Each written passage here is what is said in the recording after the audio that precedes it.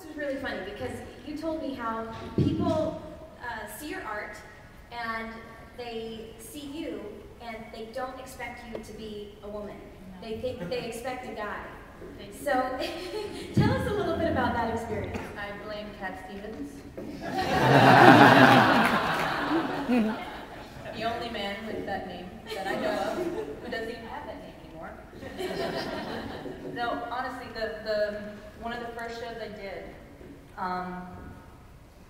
a fellow artist in the band came up to me and he goes, wow, he goes, I didn't expect to see you. I saw your artwork and I thought you were a guy. You draw really, really well. Thank you. Right? Thank you, I think. Is that good? So yeah, I used to get that a lot too. I used to do airbrush work. And airbrush is very much a boys' club. So I would come out of the back room of the store that I did the marketing stuff for.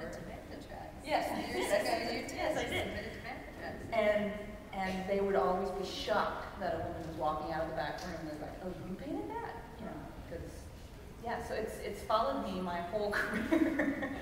Yeah, and I don't know. I guess it's because I don't put flowers on everything. I don't know what they're expecting. You know, but yeah, I draw. My major influences are people like Norman Rockwell and Leyendecker and all of the illustrators from the 50s, and 30s, and 40s. And so it's like, that's always the kind of illustration I followed. So yeah, I didn't necessarily, start out going, I'm going to draw like a man. It's just how I draw. So. Well, I think I have to tell you, and Katie, your shirt says Daddy's Little Girl, so we haven't had too many guys come up and saying that they're jealous for that shirt.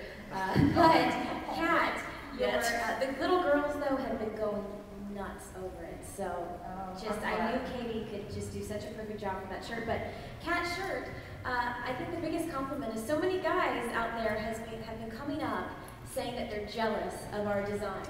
And I said, it's about time. You know how many years we've been jealous of your designs? That's right. I gotta follow Mary's lead. I have to thank you for doing this because it is about time. I've been going to cons for a long time, and I am so glad I don't have to buy the big box shirt anymore. That I can get a shirt that fits and it's not pink.